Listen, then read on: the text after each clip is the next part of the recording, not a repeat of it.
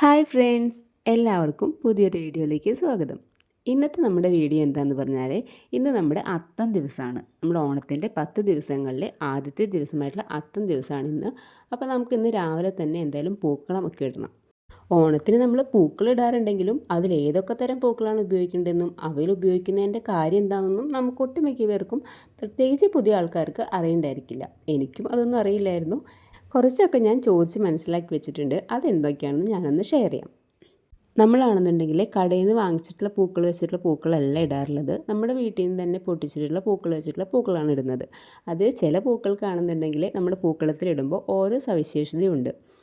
പണ്ടത്തെ ആൾക്കാർ പറയും ഓരോ നാളിനും ഓരോ പൂവുണ്ടെന്ന്. അപ്പോൾ ആ പൂവ് നമ്മൾ എന്തായാലും ആ നാളിലെ ആ പൂക്കളത്തിൽ ഉൾപ്പെടുത്തണമെന്ന് പറയും. ഇതാണ് നമ്മുടെ ചെത്തി. അതുണ്ടായി തുടങ്ങിയിട്ടില്ല, കുഞ്ഞ് മുട്ടിട്ട് തുടങ്ങിയിട്ടുള്ളൂ.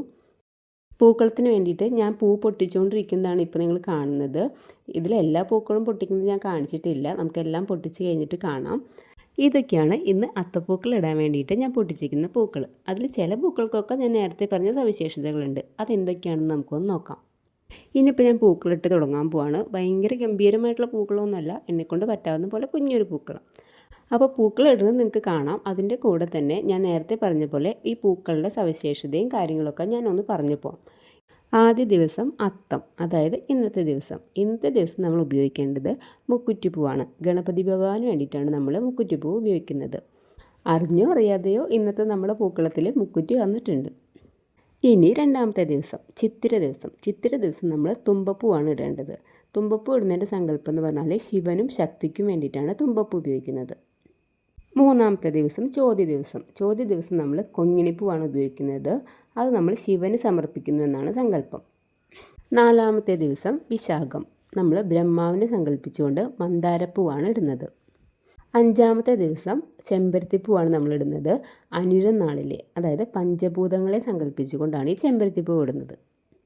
ആറാമത്തെ ദിവസം തൃക്കേട്ട നാളിൽ നമ്മൾ ശംഖുപുഷ്പമാണ് ഇടുന്നത്. ഏഴാമത്തെ ദിവസം മൂലം നക്ഷത്രത്തിലെ നമ്മൾ കൃഷ്ണകിരീടമാണ് ഇടുന്നത്. ഗുരുവിനെ സങ്കല്പിച്ചുകൊണ്ട് കൃഷ്ണകിരീടം.